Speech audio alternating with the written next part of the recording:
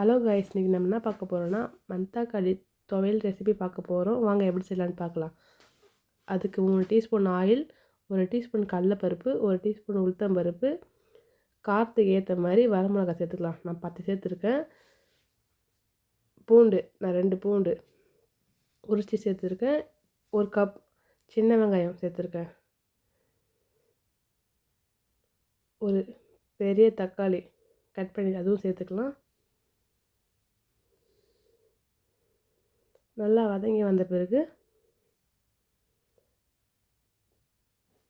மணத்தக்காளி கீரையை இப்போ சேர்த்துக்கலாம். நான் கழுவி எடுத்துக்கினேன். மீடியமான ஃப்ளேமில் ஒரு 5 மினிட்ஸ் மூடி போட்டு மூடிடுங்க.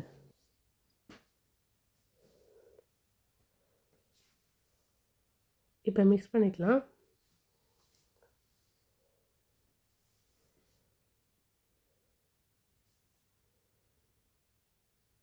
இப்போ தேவையான அளவுக்கு உப்பு சேர்த்துக்கின்னு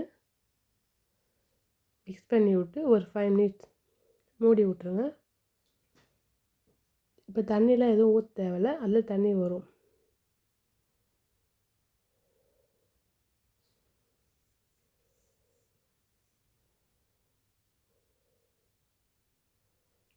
இப்போ திருப்பி நல்லா மிக்ஸ் பண்ணி விட்டுட்டு ஒரு இன்ச்சு சைஸ் புளி அலசி சேர்த்துக்கலாம். இப்போ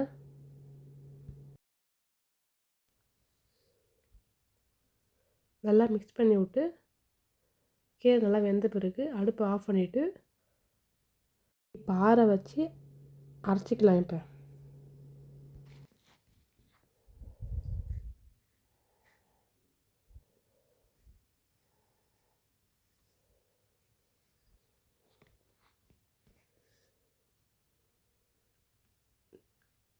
நாலு டீஸ்பூன்லேருந்து ஒரு 5 டீஸ்பூன் ஆயில் சேர்த்துட்டு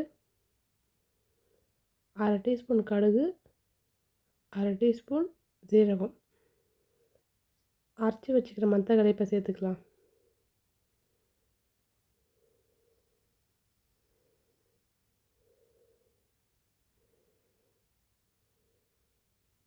அந்த ஜாரில் மணத்தக்காளி இருக்கும், இந்த ஐட்டம் நீங்கள் தண்ணி ஊற்றி அலசி ஊற்றிக்குங்க.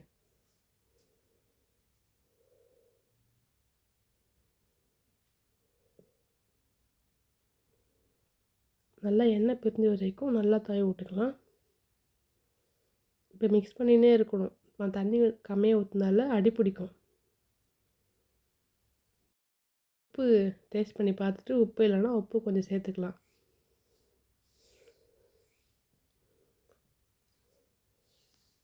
நல்லா எண்ணெய் நல்லா பிரிஞ்சு வரைக்கும் நல்லா மிக்ஸ் பண்ணினே இருங்க.